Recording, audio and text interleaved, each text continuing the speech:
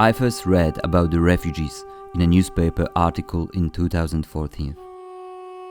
Hundreds of people had drowned in the Mediterranean, trying to get to Europe on pontoons or old boats. This image haunted me for months. I couldn't be indifferent to their tragedy. I had to do something.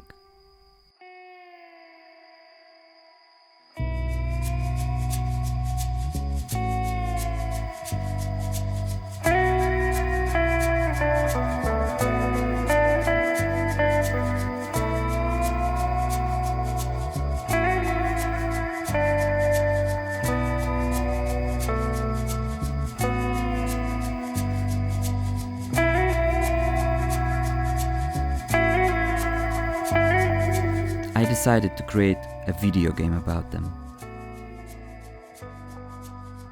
Why not a book or a documentary? After all, I didn't know how to make games at that time, but I believed in the power of this medium.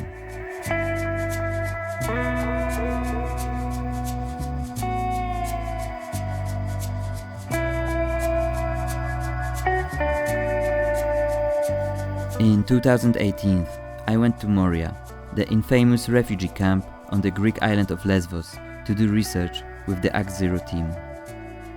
My assumption was that the immersive, interactive nature of games would help the audience better understand the refugees' perspective. When I first arrived on the island, I had already read about 30-40 non-fiction books on refugees. Still, I was far from prepared for what happened there. Our hosts were Eric and Filipa Kempson, the founders of Hope Project. At the time, they had already been helping refugees for several years. Thanks to their support, we are finally able to see with our own eyes what we had only read about before. It was a necessity. If we are going to make a game about refugees, we had to meet them personally. The stories we heard from the refugees we met on Lesbos Island became the foundation and inspiration for the game we created at Act Zero.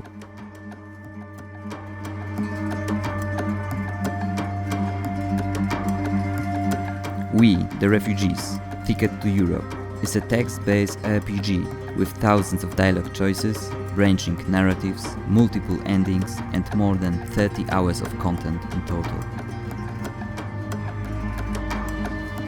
It tells the story of a young Polish journalist looking to get his big break by uncovering the plights of refugees traveling from Africa to Europe.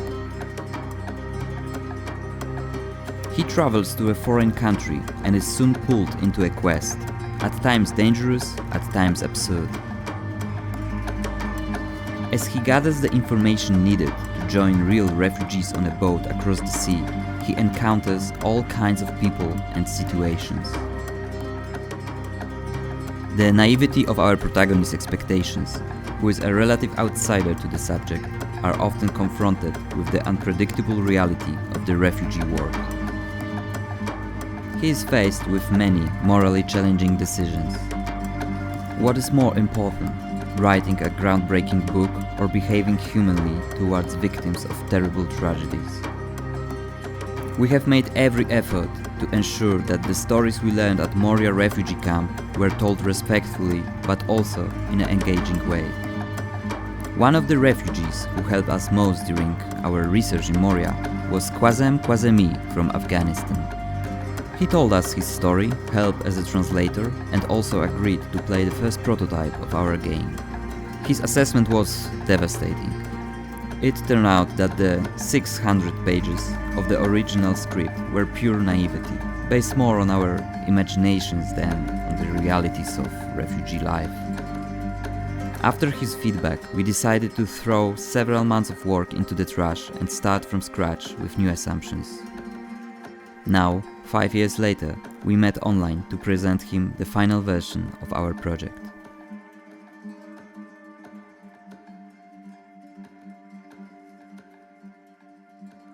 I asked him to share the story of his odyssey to Europe once again.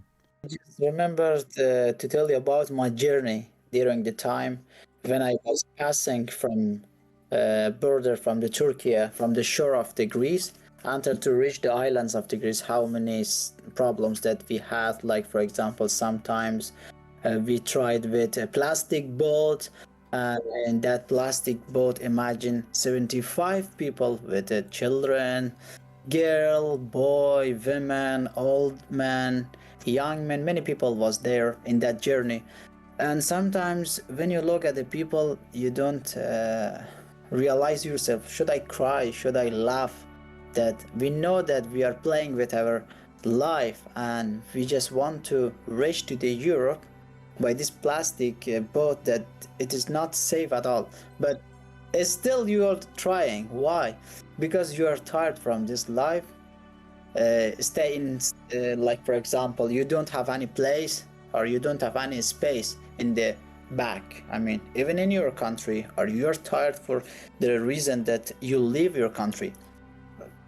Imagine that sometimes when the big ferry, I mean the patrol or the police from Turkish and Greek police, when they pass by from our boat and they try to capture us and they try to send us back. Sometimes when they make some waves, many people fall down inside the water, inside the big sea, and they frighten and they don't know how to swim in that time. In case if you're a swimmer and you have a stress, you forgot your talent. And sometimes you don't, when I remember that things and I say how I passed this journey, and with many problems. If I want to say that after 3 times, imagine first time with a plastic boat again, the second time with a plastic boat, and at the middle of the, at the beginning or at the mid of the sea, and the boat, the machine was stopped and it doesn't work. And imagine in that area, I think many people that they believe to the God, this is where's the God to help us, because in here, who can help us and how we can come back, and we don't have any way to come back or go forward. And after that, many calls to the police come and beat us sometimes. Imagine they take out our clothes to check us, and then they put us inside the top of the ferry, which is freezing and which is cold, and until they give us to the Turkey. And when you are back to the Turkey, they put you inside the detention center for some days to give you a paper to leave the country. It was really difficult. He told me about his current situation and plans for the future. I changed a lot. I mean, more than 1000% I have already changed in my life. With my skills, many areas that I have already worked with them, collaboration, working around the world, and also back again to Greece. And now I'm waiting for some documents, and then I will go to Germany to work and to live there with my family if everything is okay. We started talking about the game. I told him that one of the scenes where the player stops at the luxury hotel was inspired by my experience from Moria. After spending the days in the refugee camp, my team and I returned for the night to a comfortable apartment. These two worlds were so different, so close yet so far away. It was a mindfuck for me. I was also in an expensive hotel when I was inside the Turkey for a short time, also in Iran, and like me, many other people. And I know many people, they just were inside the hotel because they had a good economical way. You can share it like that. Do not feel guilty a lot. I shared other backstage stories with him. In one scene, the player may ask naive questions about refugees. This scene was a literal representation of real life. The questions came from a real list of questions I sent to experienced volunteers. Their concise answers made me feel embarrassed, even ashamed. No, actually, it's not that stupid. Look, if you're just asking, the journey is not, for example, 20 hours or 10 hours or 10 minutes, because it depends on the journey that they do with the boats. Before, on the border, I mean, on the jungle, before that they get into the to prepare the boat, they eat something. It is not logical. I remember what I eat. Everyone I can tell you. cheese, bread, water, just these three things. Nothing else. Because we need a protein, and they brought for us a lot of cheese when we were on the jungle, and some bread and water, because you cannot drink from the sea, and it was not healthy and you will become sick. They provide us some 4 liter or 5 liter water, and we try to save it. As I remember, you can also put it in your list. It's okay, it's not something, but when they are inside the boat, as I remember something, in that time, I just remember one moment that I cannot forget it forever. That moment that when I was, when I was at the time that I want to take the boat, in that time, every person, because they are afraid from the police, they just rush to get into the plastic boat. Some people, sometimes I saw that a man, he forgot her family, son, children, back. He just leave it, just run to take the boat. And I say that time, why they leave it there? And I try to, for example, put his wife inside the boat and take the bag, put it inside that. And I thought that I'm a single. I have a lot of energy, but she is a girl. She is a 5 years old. She cannot run like you are, like others. In that time, also inside the book, they don't eat because there is no time for eating. People just want to reach. They don't think about the eating. There was a discussion between us about this part of the script. The Afghan scam resulted in multi-billion-dollar transfers into private pockets. Imagine how many homes could be built for $150 million. This was the budget for improving living conditions in the Bamiyan province. The money was first received by our organization in Geneva. It kept 20% for operations and subcontracted another organization based in Washington to run the project. That one also charged 20% and found a new subcontractor who pocketed another 20%, and so on. The money left over at the end of the embezzlement chain was used for the purchase of construction beams for 5 times the regular price in the neighboring Iran. In the end, they turned out to be too heavy for Afghan architecture. The villagers chopped them up and used them as fuel. Kazem himself was from Afghanistan and had a lot to say about the matter. If I want to tell you, I was working with many organizations in Afghanistan, and I saw when they took a project, a lot of people, a lot of friends of mine, the way that he said, they gave you a huge amount of billions or millions dollars, but until that they reach to the architect that he wants to do or someone else, it will be as a small amount, and they cannot do anything, and he says it's the money for me. Or for example, imagine they took a concrete asphalt for a highway, Herat, Iran, Afghanistan, Iran, with $7 billion, and first they give it all, they share it between each other, okay, but they said, as they said, that this 20% is for the taxes, I don't know, for the Ministry of what, for the public health of what, that they can come to country, and at the end it will not standard, and it will be a very normal way, and at the end of the project they say we spend $10 million or $100 million for the highway of these things. Such as these things, corruption or scams, they happen in Afghanistan a lot.